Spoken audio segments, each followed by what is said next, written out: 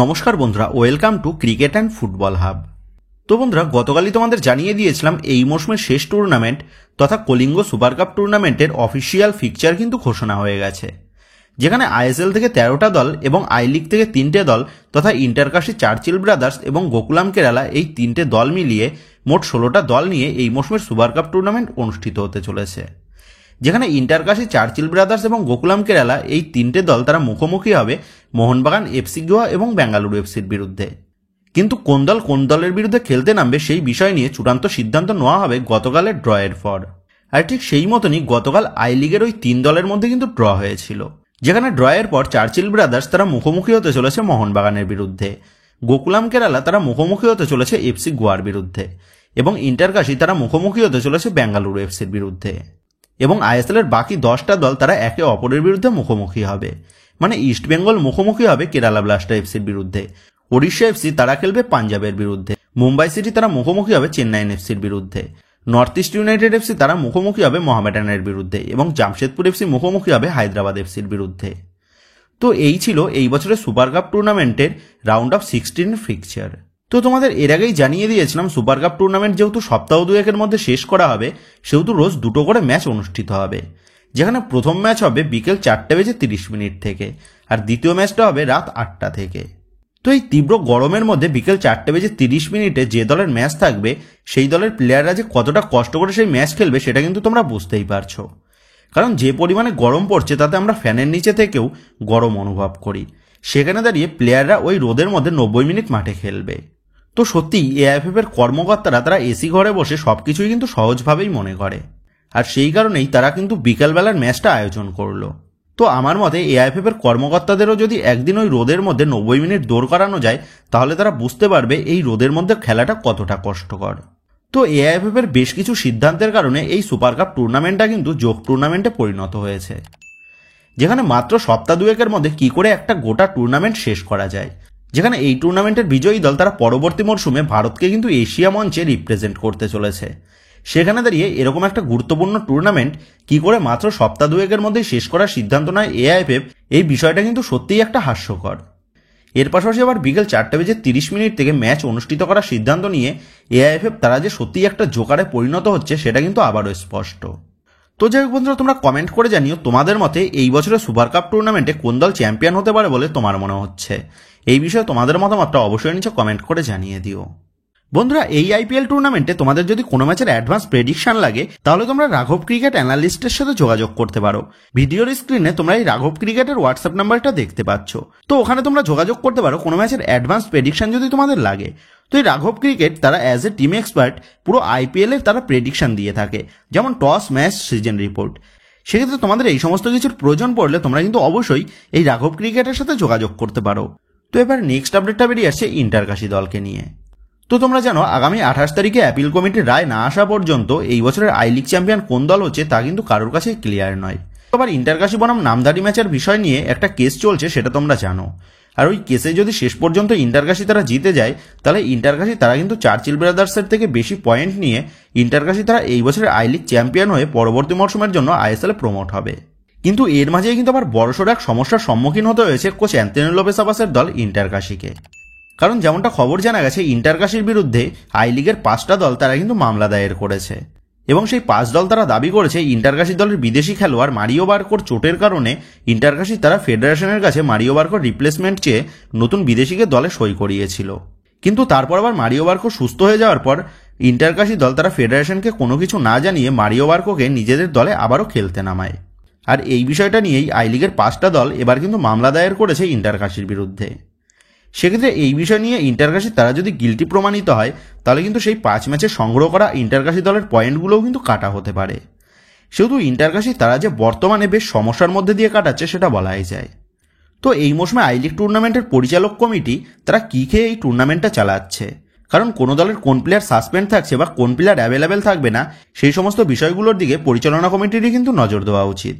কিন্তু তারা সেটা না করে আই লিগকে এই বছর পুরো ছন্নছাড়াভাবে পরিচালনা করছে।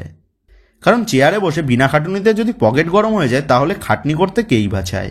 আর এআইএফএফ তারা এই মৌসুমে এমনিতেই আই লিগটাকে ঠিকঠাকভাবে মেনটেন করতে পারছে না, সেখানে দাঁড়িয়ে আবার এআইএফএফ পরিকল্পনা করছে আইএসএল এর পরিবর্তে নতুন লিগ চালু করতে।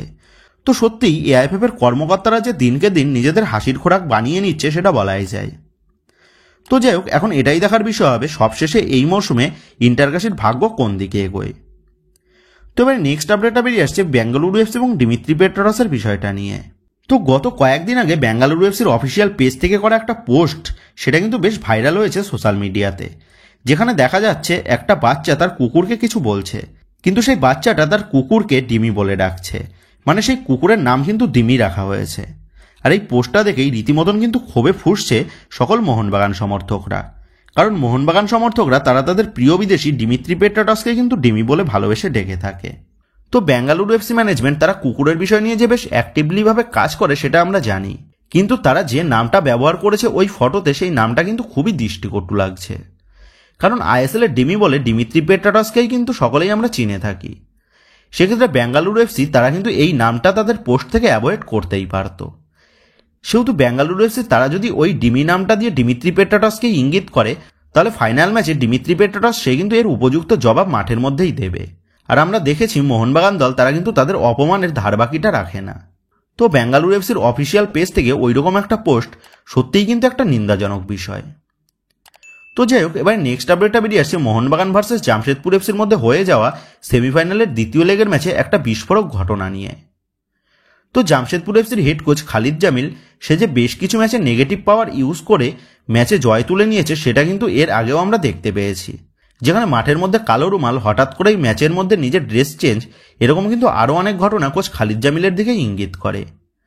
তবে সেমিফাইনালের দ্বিতীয় লেগের ম্যাচে মানে মোহনবাগানের হোম গ্রাউন্ডে যে ম্যাচটা খেলা হয়েছিল সেই ম্যাচের আগের দিন খালিদ জামিল সে কিন্তু একটা চাঞ্চল্যকর ঘটনা ঘটিয়েছেন, যেখানে ম্যাচের আগের দিন যুবভারতীতে প্রেস কনফারেন্স ছিল দুই দলের হেড কোচেদের, এবং সেই প্রেস কনফারেন্সের সময় দেওয়া ছিল দুপুর 3:30 থেকে।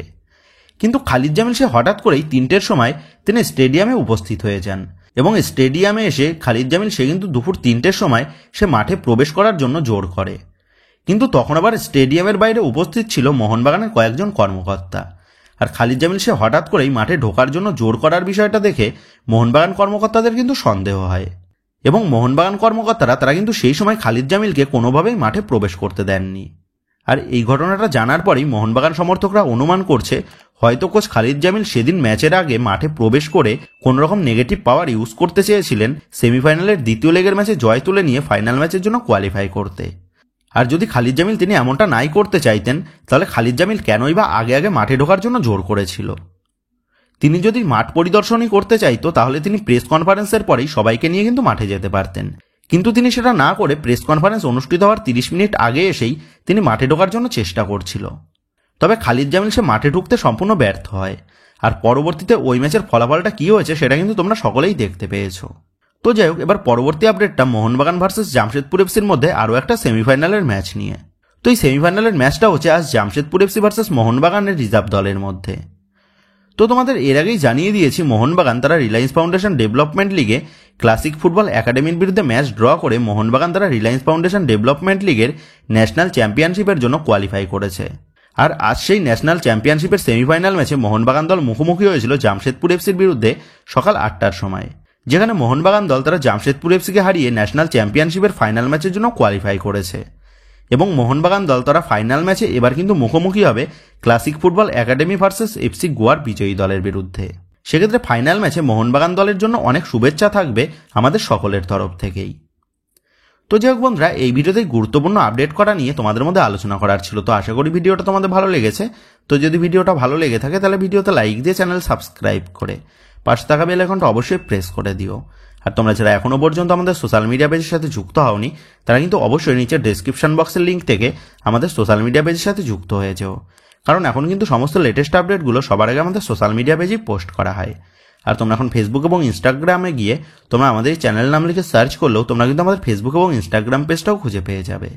সেক্ষেত্রে তোমার প্রিয় দলের সমস্ত রকম লেটেস্ট আপডেট সবার আগে জানার জন্য এবং আমার সাথে সরাসরি যে কোনো বিষয়ে কথা বলার জন্য তোমরা কিন্তু অবশ্যই মনে করো আমাদের সোশ্যাল মিডিয়া পেজের সাথে যুক্ত হয়ে যেও। তো বন্ধুরা, এই ভিডিওটা এটুকুই ছিল। তো আসি বন্ধুরা, দেখা হচ্ছে পরের ভিডিওতে।